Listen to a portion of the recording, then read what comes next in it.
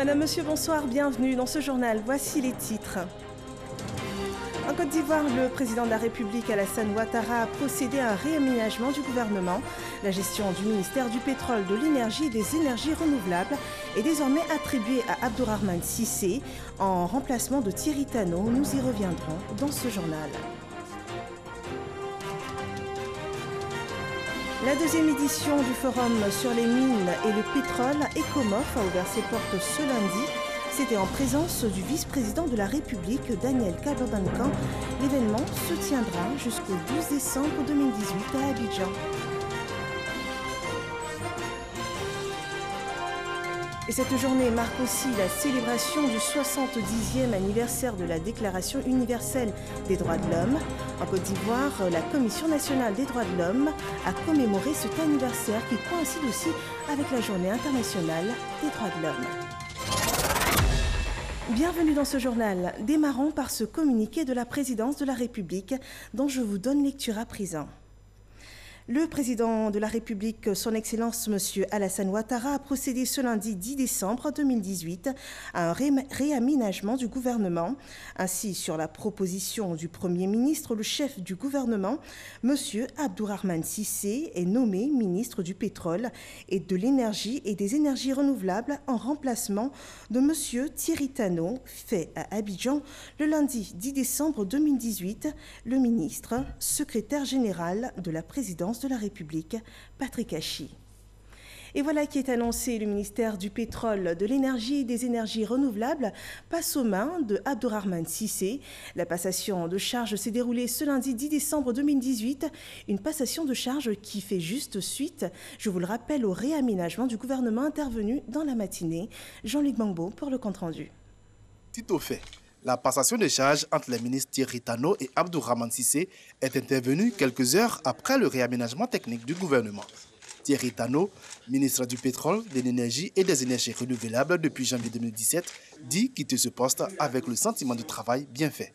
Que ce soit dans le secteur des hydrocarbures ou celui de l'énergie et des énergies renouvelables, je pense que nous avons enregistré ensemble de belles avancées. Il reste beaucoup de travail à accomplir et le président de la République et le Premier ministre en sont tout à fait conscients. Voilà pourquoi ils ont choisi l'excellence pour diriger le ministère. Sourire, échange d'amabilité, cette cérémonie supervisée par le secrétaire général du gouvernement s'est déroulée dans une ambiance bon enfant, tout en ayant à l'esprit les futurs défis à relever dans ce ministère. Il y a un programme phare qui a été lancé par le chef de l'État qui fait partie de son programme de campagne, qui est celui de l'électrification de l'ensemble des localités de plus de 500 habitants. Je sais pouvoir compter sur vous pour que ce programme puisse connaître une fin à la fin de l'année 2019. Mais bien entendu, nous souhaitons aller plus loin, parce que le but, c'est d'arriver à avoir une électrification complète dans l'ensemble des localités de notre pays. Mais il y a aussi énormément de défis à relever dans les autres secteurs, notamment dans celui du pétrole, dans celui du raffinage et, bien entendu, dans celui du développement des énergies renouvelables. Pour Abdourahmane Cissé, il s'agit d'un retour au gouvernement après avoir occupé la fonction de ministre du budget et du portefeuille de l'État entre 2013 et 2017. Il était jusqu'à ce 10 décembre 2018 ministre conseiller spécial auprès du président de la République. Et puis, vous l'aurez compris, Abdourahmane Cissé, le nouveau ministre du pétrole, de l'énergie et des énergies renouvelables, n'est pas un inconnu des Ivoiriens. Retour sur son portrait avec Abdoulaye Koné et Ahmed Traoré. Le nouveau ministre du pétrole, de l'énergie et des énergies renouvelables, Abdourahmane Cissé, est diplômé de l'école polytechnique en France de la promotion 2001. Il est titulaire d'un master en économie et gestion des ressources pétrolières de l'Institut français du pétrole. Il est un produit de l'école publique ivoirienne où il a effectué l'intégralité de ses études jusqu'au baccalauréat, notamment à l'école primaire publique EPP de Vridi Collectif, puis au collège CEG de Port-Bouët et enfin au lycée moderne de Grand Bassam, où il a obtenu en 1999 son baccalauréat série C avec la mention bien. Abdourahmane Cissé fait partie des 100 jeunes leaders mondiaux Young Global Leaders au titre de l'année 2017, distinction attribuée par le Forum économique mondial aux leaders de moins de 40 ans à travers le monde. Il a commencé sa carrière dans la banque d'affaires Goldman Sachs à Londres au sein du département des matières premières, pétrole et gaz, puis il a occupé le poste de directeur exécutif en charge du trading sur les indices de la zone euro au sein de la division Equity Derivative de Goldman Sachs. Il a ensuite rejoint l'administration publique ivoirienne en tant que ministre du budget et du portefeuille de l'État de 2013 à 2017, puis ministre conseiller spécial auprès du président de la République chargé des affaires économiques et financières. Abdourahmane Cissé a 37 ans, il est marié et père d'un enfant. Et une autre information, le vice-président Daniel Kablandankan est depuis ce début de soirée au Caire, en Égypte. Il y représente le chef de l'État à l'ouverture officielle de la première édition de la foire intra-africaine du commerce qui s'ouvre demain.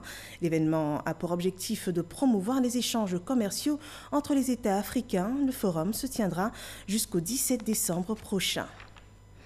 Et puis en Côte d'Ivoire, le forum sur les mines et le pétrole, ECOMOF, a ouvert ses portes ce lundi à l'initiative de la CEDEAO. Cette deuxième édition réunit investisseurs, décideurs, professionnels et fournisseurs et experts du secteur minier d'Afrique et du monde. La cérémonie d'ouverture s'est tenue en présence du vice-président de la République, Daniel Kablandankan, Lansine Bakayoko. L'Afrique de l'Ouest, un nouveau bassin de ressources extractives sur le continent. La région ouest africaine est passée première région aurifère devant l'Afrique du Sud et elle fournit par ailleurs 10% du manganèse, 8% de la bauxite et 7% de l'uranium mondial. Dans le secteur des hydrocarbures, l'Afrique de l'Ouest renferme 30% des réserves prouvées de pétrole brut et de gaz de l'Afrique. Des gisements en hausse, mais pas à la mesure du potentiel des secteurs pétroliers et miniers, en capacité de devenir le second levier de développement après l'agriculture. Ces performances, que nous saluons à leur juste valeur, demeurent fragiles et sont, faut-il le souligner, loin de répondre à toutes les attentes du gouvernement, des populations et même des entreprises. En Côte d'Ivoire, de nombreuses réformes ont été engagées dans le domaine de la gouvernance avec de nouveaux codes miniers, pétroliers et gaziers. Grâce à ces réformes, le secteur minier ivoirien a enregistré à fin 2017 164 permis de recherche minière et 15 permis d'exploitation minière industrielle. En ce qui concerne la production industrielle de l'or, elle est passée à 25,395 tonnes d'or fin 2017 contre seulement 7 tonnes d'or en 2009. Soit une hausse de 262%. Du côté des opérateurs privés, en l'occurrence chez les petits miniers, cette rentabilité de l'activité sera davantage assurée si le secteur est débarrassé des acteurs illégaux. Avec le fléau de l'orpaillage clandestin, il faudrait que les énergies soient mutualisées pour permettre à ce que nous puissions un peu juguler cet aspect du mal qui, effectivement, essaie de s'étendre sur la Côte d'Ivoire. Au niveau des hydrocarbures, l'embellie s'observe également par l'augmentation de la production pétrolière qui est passée de 32 000 à 42 000 barils jour. Un autre domaine, celui de la lutte contre la pêche illicite. L'Union européenne et la Côte d'Ivoire s'engagent ensemble dans cette lutte par un accord de coopération. L'Union européenne s'engage à verser à la Côte d'Ivoire 3,6 milliards de francs CFA pour la protection des ressources halieutiques. Francis Boifo. Il est satisfait des résultats obtenus de l'accord de pêche entre la Côte d'Ivoire et l'Union européenne sur la période 2013-2018. Le coordonnateur du programme d'appui à la gestion durable des ressources halieutiques, PAGDRH, nous emmène visiter le centre de surveillance des pêches. C'est l'un des plus importants acquis du projet. Des images nous sont envoyées par satellite qui transitent donc par cet appareil et qui sont répercutées sur toutes les installations que nous avons, ce qui permet d'avoir la position de tous les navires qui entrent dans notre zone économique exclusive ivoirienne. Et cela permet donc une surveillance des eaux. Et depuis que ces appareils sont installés, nous avons couplé l'opération avec des visites, des patrouilles en mer sur la base d'une convention établie avec la Marine nationale, ce qui nous a permis d'arraisonner 86 navires et de dérouter 16 navires pirates qui pillent donc les ressources halieutiques. afin de lutter contre la pêche illicite, non déclarée et non réglementée INN, renforcer la gouvernance dans le secteur maritime et de créer des emplois. Un nouvel accord a été signé. Cela après plusieurs jours de négociations. Un accord de pêche durable qui permet, sur une durée de 6 ans, d'envisager une coopération avec la Côte d'Ivoire, permettant à la fois l'accès des navires de l'Union à la zone de pêche ivoirienne pour la pêche au thon. On va également s'adresser au problème de l'aquaculture et du développement de l'économie bleue afin de voir comment la coopération peut contribuer plus en avant sur le renforcement de l'économie. L'Union européenne et Transsi Amateur s'engagent à verser la somme de 900 millions d'euros par an sur 6 ans pour la réalisation des projets, soit une enveloppe d'environ 3 600 millions de francs CFA sur la période 2018-2024. L'appui de l'Union européenne s'inscrit dans la préservation des ressources halieutiques. Toujours sur l'environnement, la COP24, la 24e conférence des parties, se tient en Pologne sur le thème « Changeons ensemble ». Cette rencontre sera l'occasion pour les participants de faire le point sur l'accord de Paris lors de la COP21. Et pour amorcer ce changement, notre pays, la Côte d'Ivoire, s'engage à l'occasion de cette COP24 à réduire les émissions de gaz à effet de serre. Grace Kando. La 24e conférence des parties COP24 sur le climat réunit plus de 190 pays, dont la Côte d'Ivoire, pays ayant ratifié la Convention des Nations Unies sur les changements climatiques.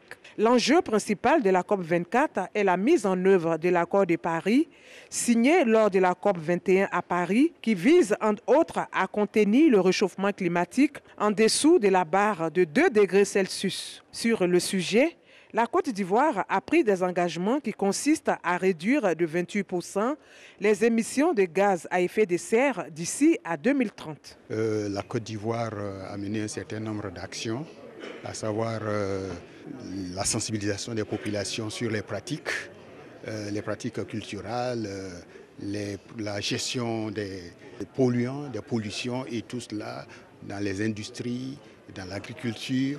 On a parlé de l'agriculture zéro déforestation, on a parlé de l'économie circulaire.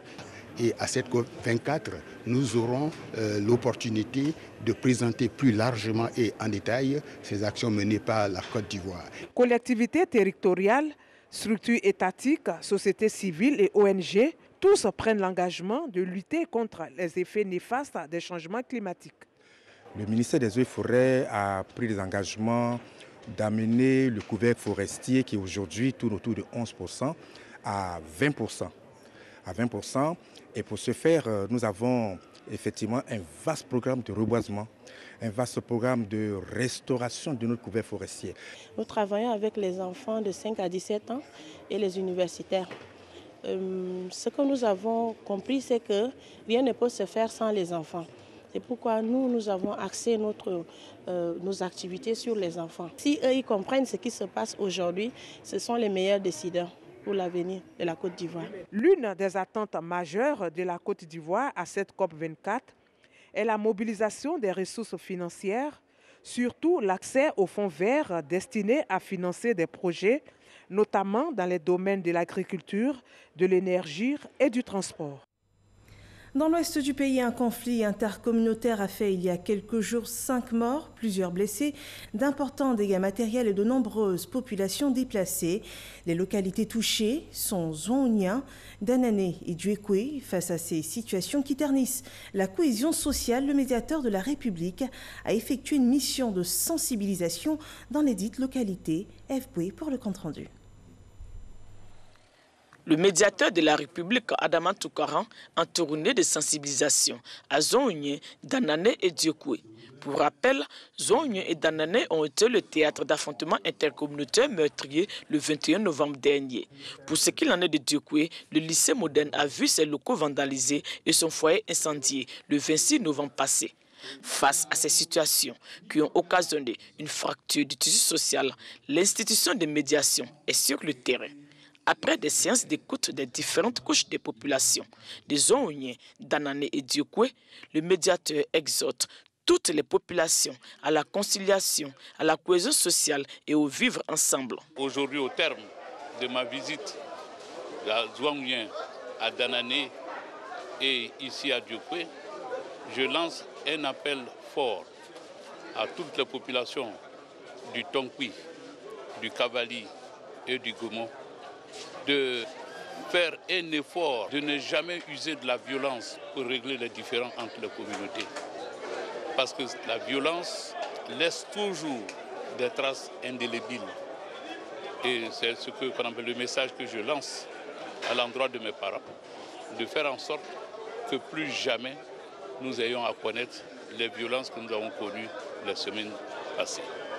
Pour consolider davantage les acquis et traiter la question de fond en comble afin de garantir durablement la paix dans ces localités, des comités locaux de veille seront mis en place sous l'autorité des préfets des régions.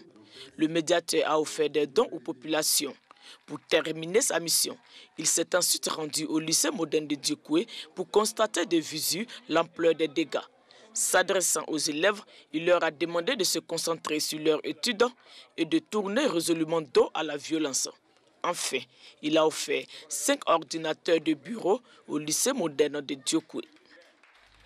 Direction San Pedro, où les hommes des médias ont revisité 2 jours durant les idéaux de paix du président Félix Houphouët-Boigny. Ils s'y sont engagés à contribuer à la diffusion et à la consolidation de l'idéal de paix du père fondateur. En quoi consiste cet engagement? La réponse avec Sam Conan. Le forum des Oufouettis, qui voulait marquer d'une touche spéciale la célébration du 25e anniversaire du rappel à Dieu du président Félix Houphouët-Boigny, semble réussir son coup. Un séminaire de réflexion regroupant une 50aine d'hommes des médias vient de se tenir ici à San Pedro. Pendant 2 jours, les hommes des médias ont parcouru la vie du père de la nation. À travers 2 panels, ils ont réfléchi sur les éléments et outils de la pensée de Félix Houphouët-Boigny et de la culture de la paix et les moyens et stratégies de sensibilisation à la culture de cette paix. Au terme des travaux, plusieurs recommandations ont été faites. Entre autres, diffuser des messages de paix de Félix Houphouët-Boigny dans les médias. Encourager la formation des journalistes en organisant les séminaires sur Félix Houphouët-Boigny et sur le concept de la politique. Instaurer un prix national des médias sur la recherche de la paix.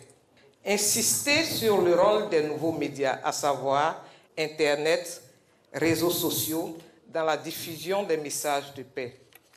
Un appel à la culture de la paix, dit appel de San Pedro, a été lancé à tous les journalistes de Côte d'Ivoire. Le forum des Oufouettis lance-t-il ici et maintenant un appel puissant, pressant à tous les organes de presse, invite tous les acteurs de ce secteur à prendre toutes dispositions et précautions nécessaires afin d'aider les Ivoiriens à consolider l'idéal de paix de Félix Houphouët-Boigny, qui est une condition sine qua non pour tout développement. Un appel que les participants ont décidé de relayer dans tous les supports médias pour une véritable culture de la paix en Côte d'Ivoire. Une Côte d'Ivoire de paix que le père de la nation souhaite depuis là-haut avec un sourire, le sourire de la paix. Issus de ce séminaire, les acteurs des médias en Côte d'Ivoire se sont exprimés sur l'objet de leur rassemblement, suivant leur réaction dans cet élément. Pourquoi les journalistes? Parce que nous pensons qu'ils sont le meilleur canal pour l'information des autres. Et si l'information est dominée par la paix, par l'appel à la paix, forgé, cultivé et développé par les journalistes eux-mêmes, je crois que les réseaux sociaux pourront en faire donc des commentaires pendant un bon moment. Beaucoup d'Ivoiriens ont tenu les journalistes pour responsables en partie de ce que nous avons vécu. Nous avons donc demandé aux Ivoiriens, aux journalistes, de travailler de façon professionnelle. Un journaliste peut avoir une opinion, mais un journaliste doit travailler de façon professionnelle dans l'intérêt de notre pays. Il faut pratiquer les valeurs de paix. Et parmi ces valeurs, il y en a une que j'estime importante, c'est vraiment vivre pour les autres. Il faut vivre pour l'intérêt de sa nation. Quand on vit pour sa nation, la nation en retour vit pour chaque individu. Dans le domaine de la défense, la Commission nationale de lutte contre la prolifération des armes légères et de petit calibre fait son bilan. Pour l'année 2018, les actions menées ont permis de collecter 1268 armes, 7518 munitions et 3 grenades. Plus de détails avec Moussa Konaté. 1268 armes collectées, 7518 munitions et 3 grenades recueillies. C'est le bilan des activités pour l'année 2018 de la Commission nationale de lutte contre la prolifération et la circulation illicite des armes légères et de petit calibre. À cela s'ajoute le marquage de 150 armes des forces armées de Côte d'Ivoire et des mesures d'accompagnement pour 1085 personnes ayant déposé volontairement des armes et munitions. Avant tout, notre intervention dans la forêt classée de Gouindébé après le conflit communautaire qui s'y est déroulé. Nous avons donc mené de la sensibilisation, puis de collecte d'armes, la vie des dépôts d'armes. Nous avons recueilli jusqu'à 914 armes pour un objectif de 600 qui nous était assigné par le gouvernement dans un projet d'urgence. Avec l'appui de ses différents partenaires, la Comnat ALPC compte renforcer ses actions pour l'année 2019. Il faudra accentuer les mesures incitatives parce que ce sont des dépôts volontaires que nous faisons. Et donc il faut inciter les détenteurs à donner ces armes. Mais en même temps, il faudrait faire en sorte que les armes qui sont collectées ou bien qui sont disponibles de façon légale soient mieux gérées. Et la meilleure gestion, c'est l'élimination des armes qui sont obsolètes, qui sont en surplus. Donc nous allons procéder à la destruction de ces armes. Dans l'atteinte de ces objectifs, la Comnat ALPC mise également sur la sensibilisation des populations. Les communications sur les dangers liés à l'utilisation illicite des armes seront accentuées. Et restons dans le secteur de la défense. La lutte contre le terrorisme préoccupe les troupes de l'armée ivoirienne qui se sont exercées à la guerre asymétrique. Des exercices tactiques et des techniques de combat ont été exécutés dans le cadre de l'opération Lomo Nord à Boussanogo. Il est un peu plus de 5 heures du matin. Les hommes sont prêts. Ils sont sur le qui-vive, visage grave. Il leur a été signalé le jour d'avant la présence d'éléments du mouvement salafiste pour la propagation de l'islam progressant sur l'axe Lomo-Atieguakro et Lomo-Gourouminakro, après la prise du village de Lomo Nord. Maintenant, tu te fais à 200 mètres au-delà, tu te fais rejoindre par la couverture.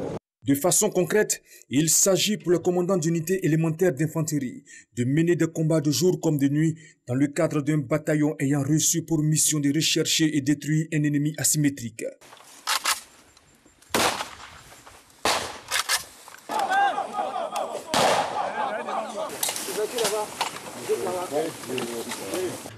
Ici, le chef de compagnie devra permettre aux sections d'agir et d'appliquer les mécanismes et procédés d'exécution des missions suivantes. Éclairer, reconnaître, appuyer, fixer, couvrir, détruire et surveiller.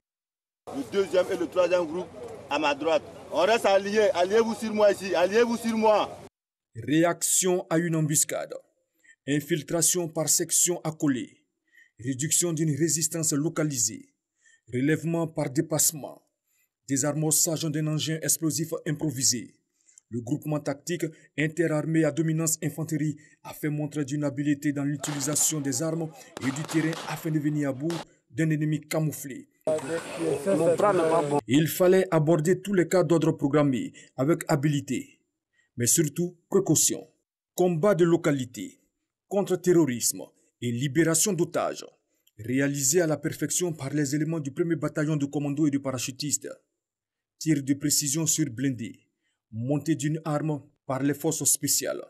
Ce scénario qui frise la réalité de nos armées au sud du Sahara a été mis en œuvre par le Bureau opération de l'État-major général des armées. Ceci pour accoutumer les hommes aux incidents de type asymétrique.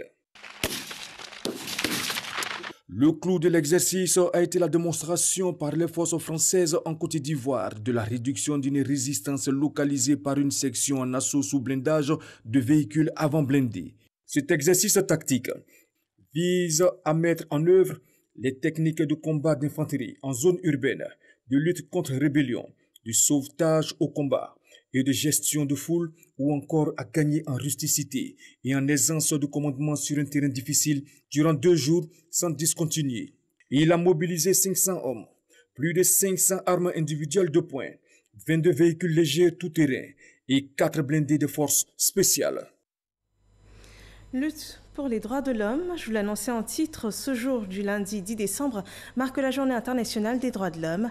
Cette année, la journée coïncide avec le 70e anniversaire de la Déclaration universelle des droits de l'homme et en Côte d'Ivoire, le CNDHCI commémore cet anniversaire. Abdoulaye Koné et Olivier Iriebi. Elle aussi là, elle doit partir à l'école. Tous les êtres humains naissent libres et égaux en dignité et en droit selon la Déclaration universelle des droits de l'homme. Elle a aujourd'hui 70 ans. Pour commémorer cet anniversaire, les organisations des droits de l'homme de Côte d'Ivoire se sont donné rendez-vous à la place Figues-Gailleux de Yopougon. L'initiative, conduite par la Commission nationale des droits de l'homme, vise à promouvoir les droits fondamentaux de l'homme. En tant qu'institution en charge des questions des droits de l'homme, il était de notre devoir de rentrer dans les populations à l'effet de continuer la vulgarisation de ces textes, quoique vieux de 70 ans, reste d'actualité et enregistre l'essentiel des droits de l'homme. Cette décennie que l'ONU interpelle les États sur les questions du respect des droits de l'homme en Côte d'Ivoire, l'engagement du gouvernement sur le sujet lui vaut aujourd'hui une meilleure réputation. La situation des droits de l'homme aujourd'hui est bonne. On a une opposition démocratique, on a des élections qui sont organisées, l'éducation est même gratuite au niveau élémentaire et on a toutes les raisons de croire que nous sommes en bonne place. Mais nous reconnaissons que beaucoup reste à faire. Ce 70e anniversaire de la Déclaration universelle des droits de l'homme a été placé par l'ONU sous le thème « Œuvrons pour l'égalité, la justice et la dignité humaine », thème qui, selon le coordonnateur résident du système des Nations Unies en Côte d'Ivoire, oriente les activités prévues pour renforcer dans la conscience des populations la vision de la Déclaration universelle en faveur de la dignité, l'égalité et la justice universelle. C'est le 10 décembre 1948 à Paris, en France, que la Déclaration universelle des droits de l'homme a été adoptée par l'Assemblée générale des Nations unies par la résolution 217A. L'ex-première dame, Simone Eyivé Gbagbo, a pris part à la cérémonie. Dans l'actualité internationale, le gynécologue congolais Denis Mukwege et l'activiste kurde Nadia Mourad ont reçu le prix Nobel de la paix 2018. La suite de l'actu en bref du jour nous conduira au Congo et au Japon, et c'est avec Laurent Sachaud et Abdoulaye Koné.